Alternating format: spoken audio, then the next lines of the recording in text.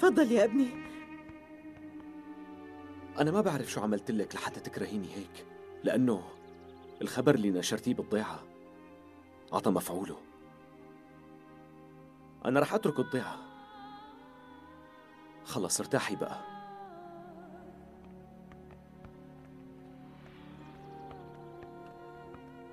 انت زرعت وانت حصدت وبتستاهل.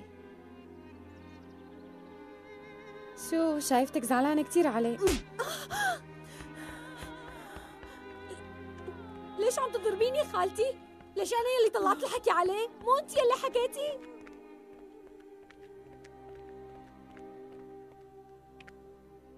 لازم احكي له كل شي صار، كل شي. بدي اقول له ليش عملت هيك، ولازم يعرف انه هو حسان وانا امه الحقيقيه.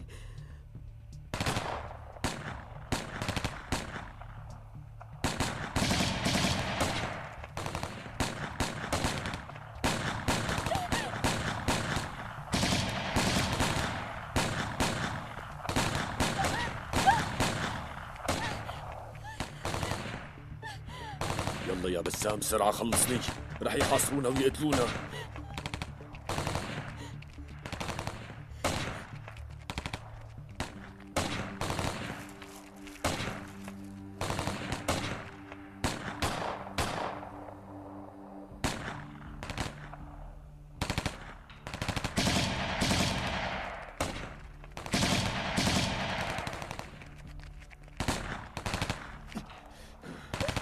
احميني.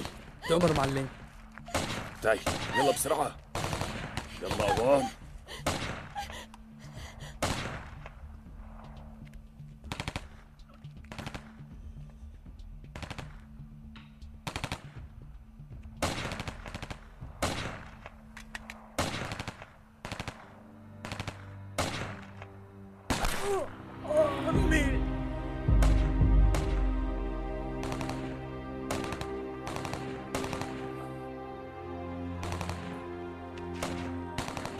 بدري بدري بدري بدري أخي، بدري أخي حبيبي.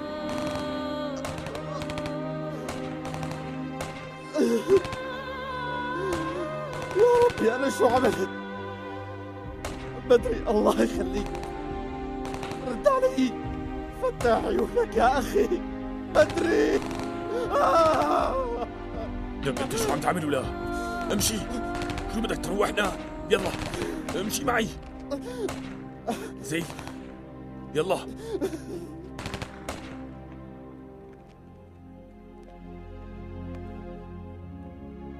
شكرا كتير ديالا.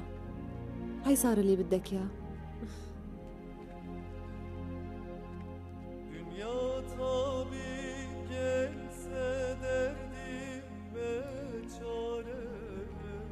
زينب، أنا رايح من هون مشان الحكي الغلط اللي انقال علي. لا تفكريني هربت.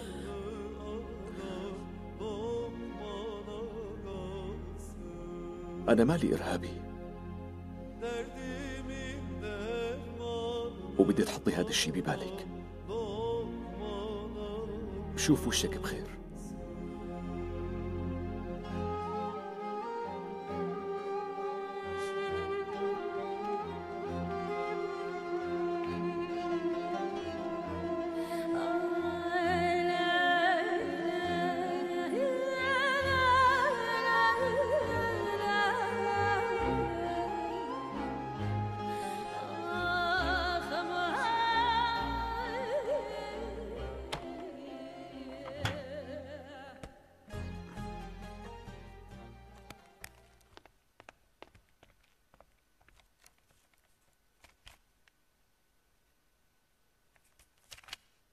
معناتها عن جد بدك تروح؟ أي خليك، لا ترد عليهم، بكره بيملوا وبينسوا كل شيء. اسمع مني ما بتندم. أنا مالي رايح مشانهم، أنا اللي مجنني زينب. اتهمتني بالخيانة وأنا ماني هيك. ليكي ديالا، عن جد كتر خيرك. صار لازم روح هلأ. استنى شوي، انت لازم تفكر منيح. اسمع مني، بركي زينب تصرفت هيك لأنه أبوها وعمها ضغطوا عليها. هن ما بدهم إياها تحكي معك، مو هيك؟ أنا حاسة إنه هالشي اللي صار هو غصباً عن زينب، مو بإرادتها. هالشي مستحيل، زينب ما بتحني راسها لحدا. طيب بركي مشان يعني بجوز بركي في سبب تاني. ما في غير سبب واحد لهذا الشي، هي ما بتحبني وبتعرف إن إذا تصرفت هيك رح أحمل حالي وأترك الضيعة كلها، وهيك اللي رح يصير. أكيد في سبب تاني، أنا هيك حاسة. وشو بده يكون السبب بالله؟ لو كان في شي كانت قالت. يعني والله ما بعرف، بس بركي. خلص بقى، بكفي. طالما هيك أنا رح أحكي لك شو السبب. هي مريضة.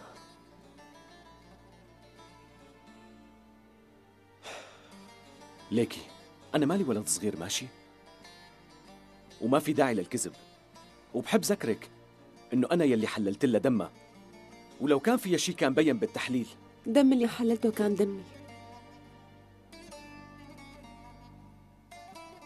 عم تمزحي؟ كان دمك؟ هي طلبت مني إنه ما حدا يعرف بمرضها بنوب. ليش شو مرضها؟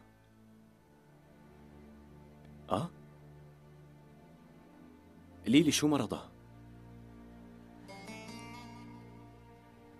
شو معها؟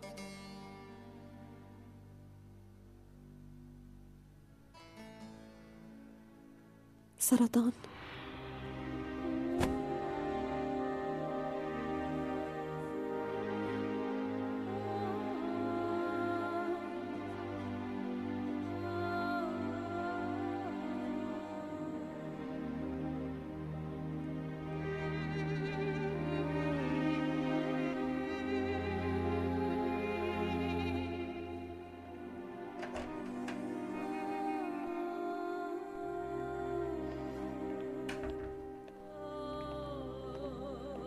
مرحبا. أهلين عمو، تفضل. نحن اجينا لعندك لحتى تعطينا التقرير الطبي. تفضلوا معي.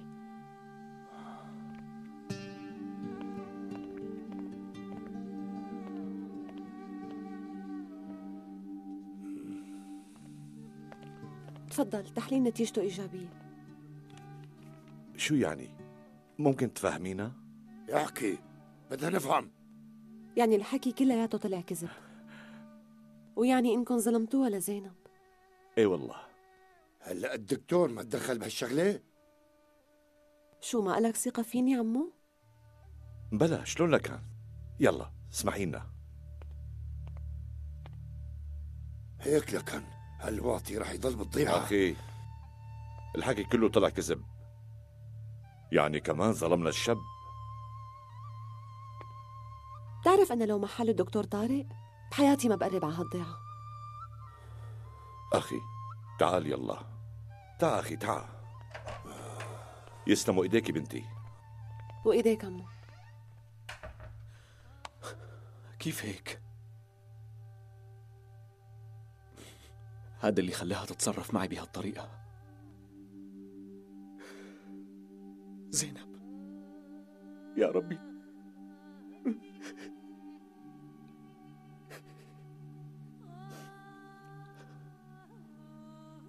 انت معك حق، انا لازم ضل. عن جد عم تحكي؟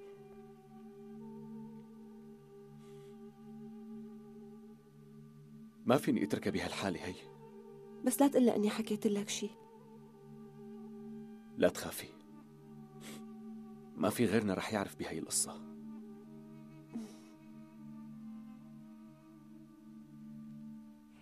طمنت هلا؟ عجبك هيك؟ هي كلام الناس كله طلع كذب. يا ربي دخيلك، كيف أنا صدقتهم؟ كيف انعمى على قلبي؟ خلص صراحة. شو خلص؟ هذا اللي صار، يعني شو نعمل؟ سناء وقفي عم اقول لك، الهروب ما رح يفيدك. بعد عني، انت شو بدك مني؟ بدي اقول لك كلمتين. بس انا ما في بيني وبينك اي كلام. بقى شو بدك بتعرفي شو بدي؟ حسان وينه؟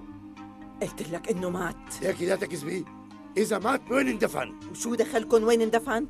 شلون شو دخلنا؟ زوجك قتل لي ابني، ودم ابني ما رح يروح هدر. بس هالقصة رح تخلص عن قريب. بقى ليش جاي تكبرها؟ بعدين ليش أنا صار لي سنين عم أدفع الدية؟ بس ما دفعتيها كلها، بعدين كل شيء تغير. حسان عايش وبهيك وضع الدية مرفوضة. قلت لك هو ميت من زمان كتير. لك انت شو مفكرتينا؟ كذبي قد ما بتقدري، بس تأكدي انه ما رح نتركه عايش. يلا اخي امشي. امشي.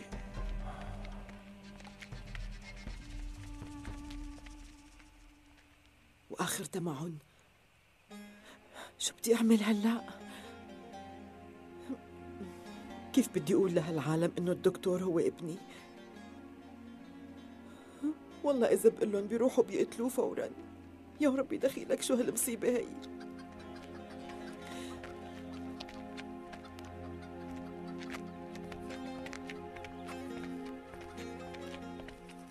حسان ابني، أنا أمك يا حبيبي.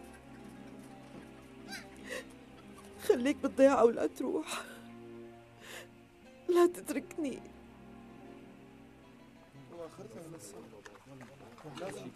والله أنا هالحكي ما بفهمه، اللي بعرفه إنه طالما هو هون ما رح نرتاح.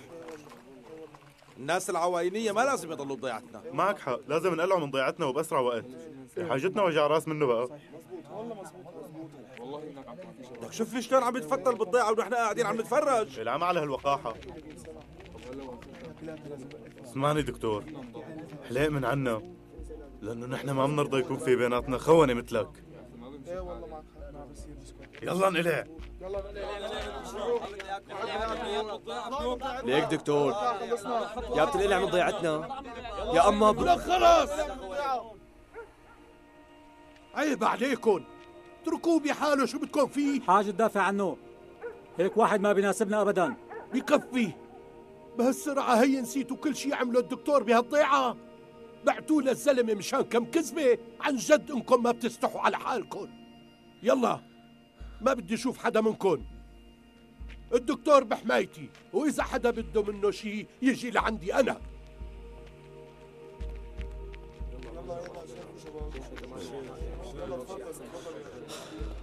شكرا شيخي. مختار، خير؟ لازم احكي معك جوز كلام. ايه بنحكي، تفضل لفوق.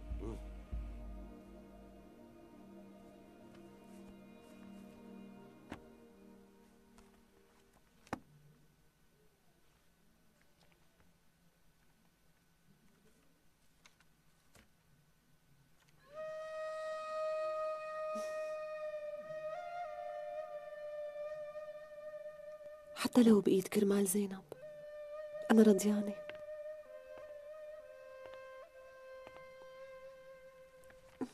ديالا، خالي سناء خير؟ شو صاير معك؟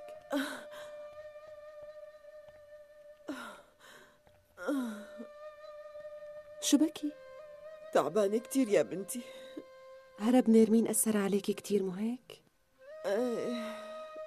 ايه والله معك حق. لك أنا رح أموت بس لو أعرف وينها هلأ. بسرعة.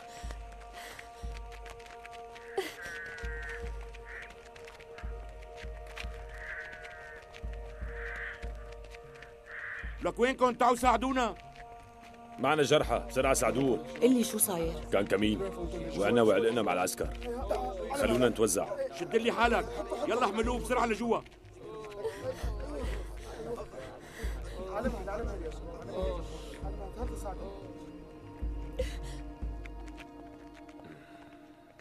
مبين عليك تعبان، فيك شي؟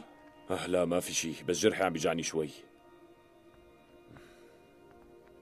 أهلين نيرمين، شلون هيك من أول يوم حضرتي معركة قوية؟ لا تتفائلي، لأنها لساتها عم تفكر تروح على المدينة. روحي هلأ، خلينا نبقى لحالنا شوي، يلا. انت شو عم تقول؟ شو قصدك؟ تعرفي شو قصدي؟ لازم تضل هون. اصلا بعد اللي شافته هون ما عاد لازم نخليها تروح لمحل حتى لو على قطع رقبتنا. بعدين نحن ناقصنا عناصر ينضموا إلنا، وهي اجت على رجليها ولازم تضل. مفهوم؟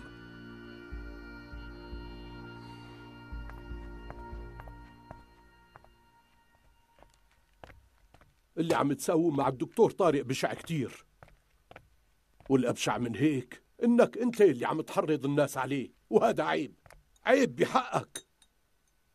أنا شو دخلني؟ فوق ما عم هديهم؟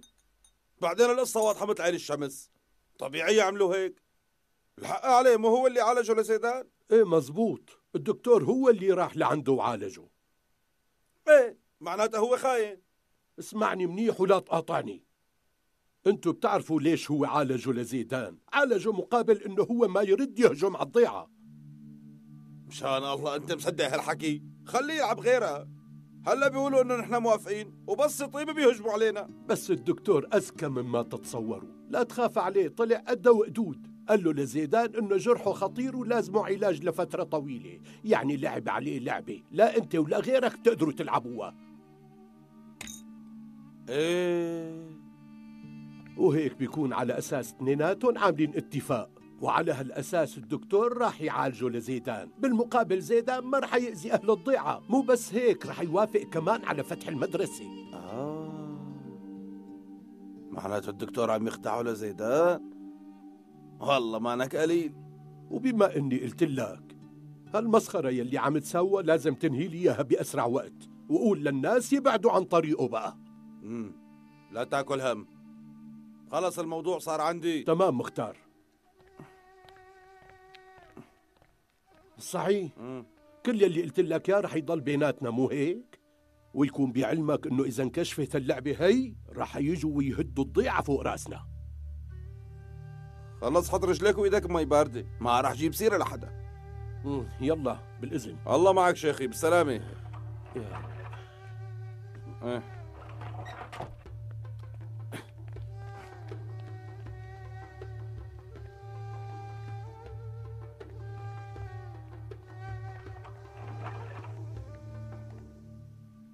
حرام عليك اللي عم تعمليه بحالك.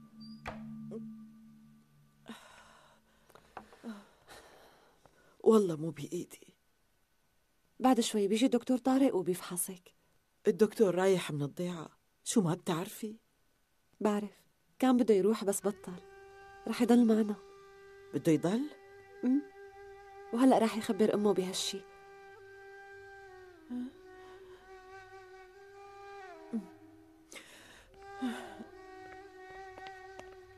شوفي خالتي، لوين رايحة؟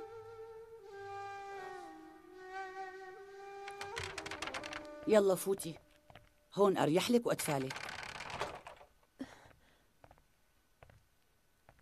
بس كنت بدي أطلع قبل ما تعتم الدنيا. ليش العجلة؟ معك وقت. عادي، تعرفي شو؟ رح جيب لك أكل.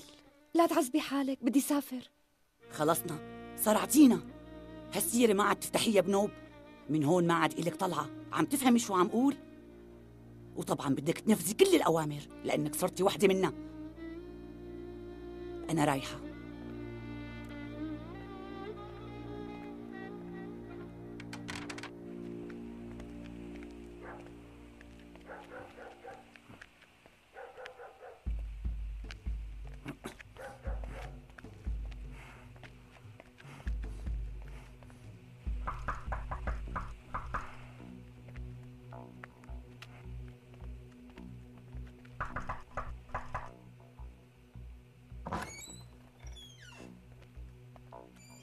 شبك شوفي، هالمرة مو خير والله، بدي أحكي مع زيدان دغري. طيب شو صار؟ كان بدها تروح بس أنا منعتها. قلت لها ما في روحها، بس شكلها عنيدة. ما بيهمني وبعرف كيف خليها تفهم. طول بالك، خلص عندي. لساتها صغيرة وما بتعرف شي، بس بتصير. بس انت اعطيني شوية وقت وأنا بجهز لك إياها. لا تاكل هم، شوف شغلك. ماشي.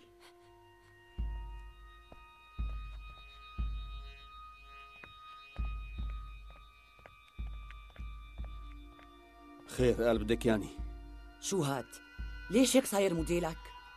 يلا خد أكل للبنت وبتفتح عيونك مزبوط. ايوه هيك لكان عم بيصير. في عساكر بالضيعة؟ ماشي نحن جايين. بديع يلا قوم لم الشباب وحضروا حالكم. ليش شو في؟ لك خلصني قوم. خير صاير شي؟ لك حاجة تسأل. بدنا نروح نخلص علي للدكتور. ايه بسرعة. يلا شباب قوموا معي.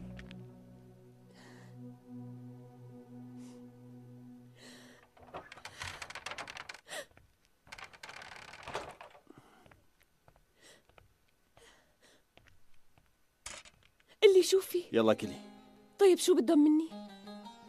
تأخرت، صار لازم أرجع. هلأ أمي بتقلق علي، ما بدي أتأخر عليها أكتر. ما فيني ضل قاعدة. الله يوفقك، فيك تساعدني؟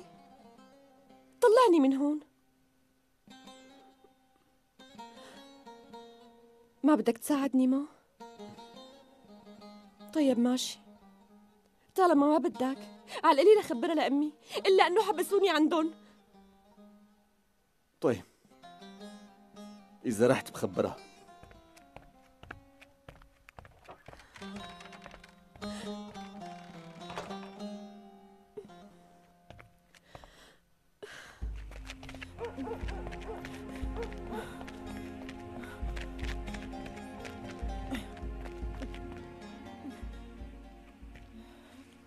وشلون يعني مانك رايح؟ هيك غيرت رأيي. وليش بقى؟ ليش غيرت رأيك؟ شو في؟ هيك أمي بدون سبب. يا ربي، يعني والله العظيم أنت رح تجنني. لك ابني، هلأ كم يوم صار لي عم استناك لحتى نروح سوا؟ والله بعرف. خلاص فيك تروحي لحالك. بعدين أنا مالي صغير ماما، يعني بقدر دبر حالي. بطل تروح، منيح هيك؟ طالما أنت موجود بهالضيعة أنا كمان بدي ضل فيها. ماشي؟ وهي قاعدة. طولي بالك، ما في داعي تعصبي. مفكرة أني مبسوط بالقعدة هون؟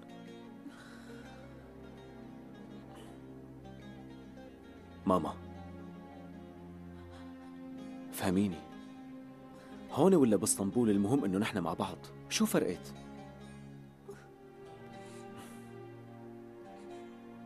رايح على المستوصف.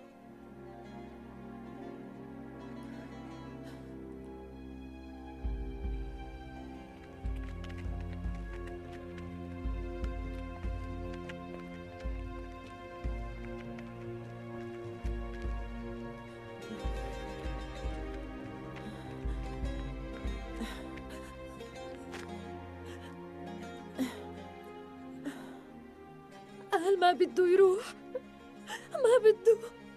لازم تطولي بالك، اهدي. والله قصة غريبة. طيب شو السبب؟ ما قال لك شيء؟ ما رضي يقول. سألته ليش بس ما رضي يقول. أكيد في سبب كتير مهم لحتى انقلب عقله بهالسرعة. وانت كمان حاولي تعرفي شو في. حاجة لسه قاعدة وعم تبكي.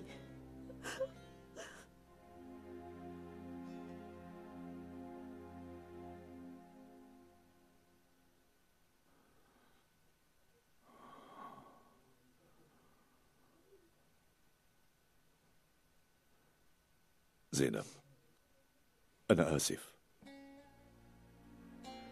بعرف إني ظلمتك، بس كوني متأكدة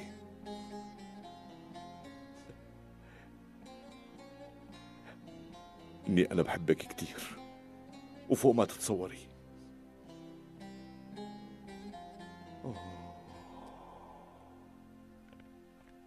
السلام عليكم. أهلين وعليكم السلام. خير، قال حميد بده ياني. ايه مزبوط، أنا بدي إياك يا مختار. شو بدك مني؟ ليك مختار، حط حد لبنتك أحسن لك. ايه تفضل عمي. حنان، بتعرفي شو هاد؟ لا والله. ما بتعرفي ما هيك؟ بس بتعرفي تحكي على بنات العالم ما؟ هاد دليل براءة زينب، ومعناتها الحكي انه ما في شي بينها وبين طارق. منيح. ليك وليه؟ إذا جبتي سيرة بنتي مرة تانية والله لا أطلع بروحك والله. بس يا عمي مو أنا يلي طلعت الحكي. خلصي. ليش في وحدة علاكي غيرك بهالضيعة؟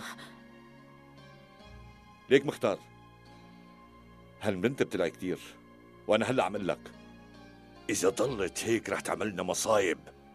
بقى ضباح أحسن لك. ولك أنا ما قلت لك ما تضبي لها لسانك ها؟ خلص بقى اتركها. صار اللي صار، بعد عنا. شو؟ بابا والله العظيم ما لي علاقة. عاشتك كذب بقى، اقسم بالله بقص لسانك يخرب بيت قلبك، كم مرة قلت لك بطلي هالعادة، بس فهميني من ليه جايبت اياه، يخرب بيتك رح تروحينا. خلص تضرب بهالكسب. يلا خليها بركي بتتعلم، ظلمناهم بسبب العيا. بس مع هيك الدكتور خاين، لا تنسى انه هو سبب روح 2 رشاد خلصنا بقى، بكفي بقى، حل عن هالشاب. ما بكفي كل شي عملناه؟ لسه عم تحكي؟ لك والله عيب، انساها بقى للبنت، انساها العمى. ما بنساها، ما بنساها، وحتى لو انطبقت السما على الارض راح لاقيها واقتلها، وشو ما بده يصير يصير. ما عندك حل تاني؟ لا تكوني عنيدة، أصلا يعني وين ما رحتي رشاد ما رح يتركك بحالك. بعدين ليكني أنا قدامك عايشة من دون ما حدا يزعجني أو يضايقني بكلمة. بس أنا ما بدي أعيش هون، بدي أخذ أمي ونروح على المدينة، ما بدي أكتر من هيك. بالله أمثالك ما بيفكروا غير بحالهم، انتوا ما عندكم إحساس، شايفين شعبنا كيف عم ينظلم وقاعدين مو هامنكم شي. انتوا كيف فيكم تعملوا هيك؟ بسيطة والله لا تدفعوا الثمن، بكرة بتشوفوا. مزبوط، معك حق، يمكن نكون أنانيين، بس نحن بحالنا ما بنأذي الناس وبنظلمهم وبنهدلهم بيوتهم، وانتوا ما في غير لسه حاملين هالسلاح ونازلين قتل بالعالم. خرجي. شفتي شلون انكم ما بتفكروا وما عندكم احساس بحدا؟ حلكم الوحيد هو القتل والضرب.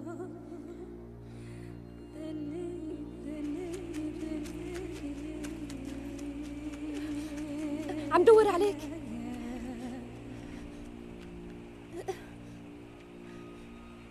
بدي اطلع من هون. نيرمين والله بيقتلوني، ما بقدر بلا ما تصير مصيبة. طيب خلص رح اروح لحالي، بس الله يوفقك، قول لأمي إني رحت على المدينة، رح أمن فيك أنا.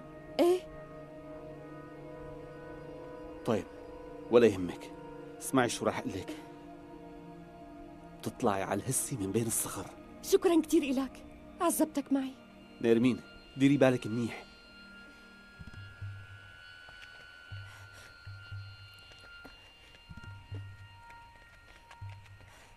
نيرمين لوين رايحة يا بنت؟ لك أنا شو قلت لك؟ شو الظاهر ما بدك تضلي عايشة مو هيك؟ بعدي عني، بعدي. وقف، روح جيبها. نيرمين تعي لهون. ولك تعي لهون. نيرمين ارجعي أحسن لك. لك تعي لهون. شو بدكم فيني؟ نرمين ارجعي أحسن لك. لوين رايحة؟ روحها من هون ما في. أمين مور خدها. لك تعي لهون. لك يلا. إن شاء الله خلوني روح. رشا بدي روح اتركوني. كيف هيك؟ كيف قدرت تهرب من المعسكر؟ بوعدك إنه ما تتكرر. زيدان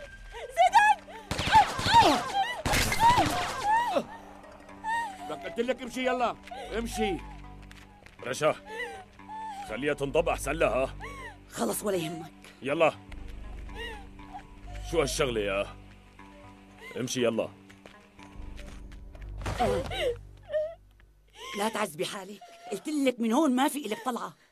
بس أنا ما بدي. مو على كيفك، عدي عقلي أحسن ما تشوفي شي ما بيعجبك. أمين مريني. هالبنت بأمانتك. خلص ولا يهمك، بنت حلوة مثل القمر. اي والله التعصيب ما بيلبق لها. انت بس لا تقولي لي لا على شيء.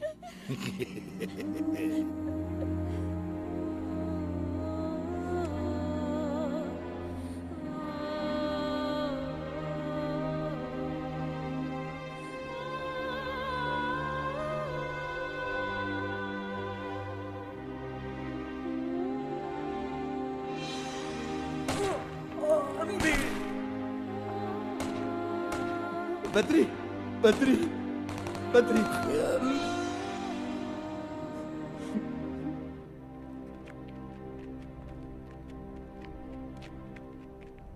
بسام، شو بك؟ شو صاير لك؟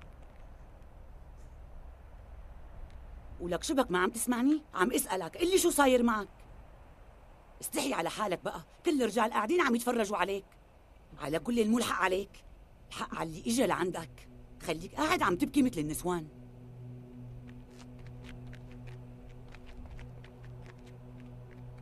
توجيه الأوامر ما في أسهل منه.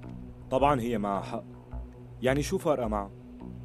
والله مو رايحة غير علينا، وهن مو فارقة معهم. ايه والله معك حق، هن مو حاسين بشي. إن عشنا ومتنا نفس الشي. لو في شي مستاهل ما بنزعل، بس كله على الفاضي. والله شايف لك إذا بيضلوا هيك ما حدا رح يضل عنده.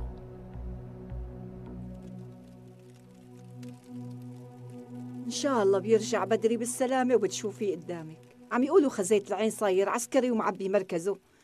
عقبال ما تفرحي فيه. صعيب المناسبة، قديش بده ليسترح؟ إن شاء الله عن قريب، الله بيعلم قديش قضى لحتى وصل لهون.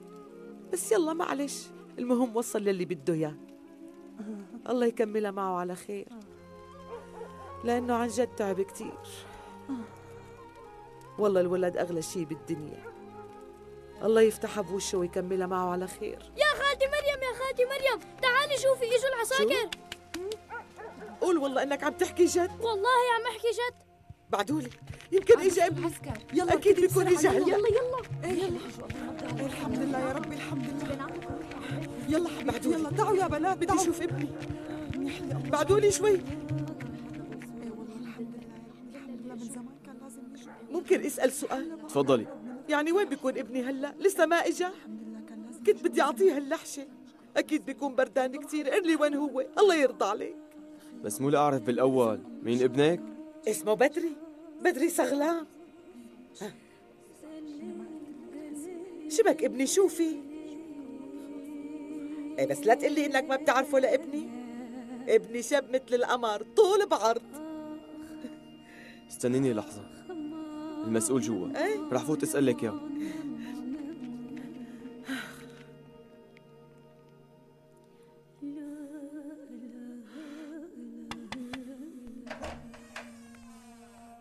دكتور طارق، في عسكري برا بده يشوفك. ما قال لك ليش؟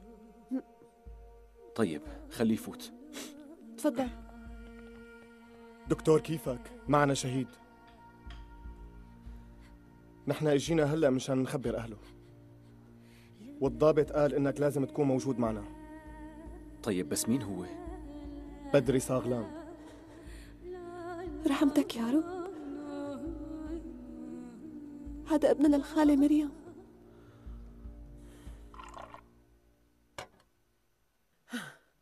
ايه ابني، هلا انت ما بدك تقلي وين صار بدري؟ ابنك بالضيعة يا خالتي. ليش ما اجا لكان؟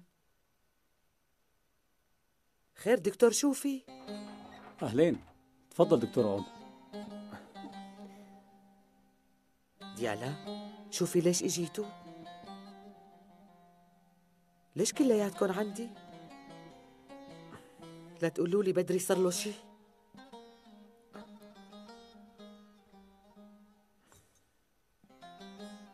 خالتي أنا رح أشرح لك ليش جاي. ابنك كان عسكري بيرفع الراس، وكان أشجع واحد فينا، بس بآخر معركة إلنا، يعني قبل ما تنتهي المعركة بشوي، ابنك استشهد. العمر إلك. بدري!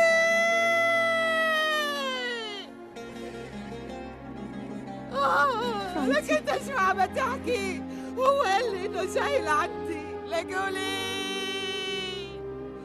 راح الغالي راح عمود البيت، خلص راح نور عيوني.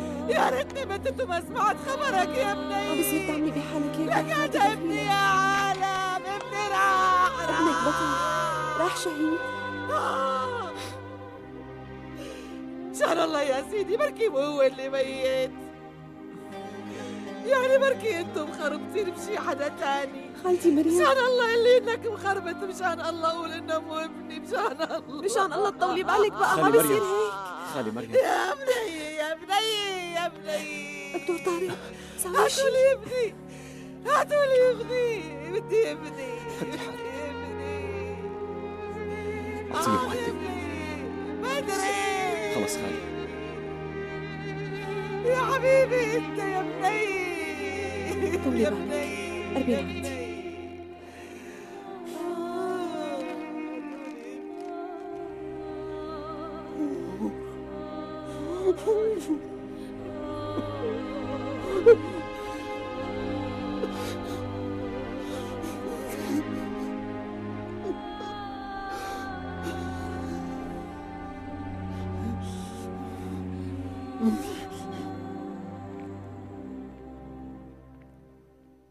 خدي كلي هدول يلا. ما بدي، حل عني.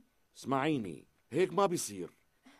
أنا ما بيهون علي تضلي جوعانة. انت ما دخلك، خليك بحالك. شو يا حلوة؟ عم تعصبي علينا صايرة؟ بعد عني، اضحك تقربها. ليش بقى؟ خليني اشوف وشك الحلو عن قريب. قلت لك بعد عني، بعد هيك. لك لا تعيطي وليه؟ أنا بس بدي اشوف شعراتك. لك ولا بعد هيك. لك وليه؟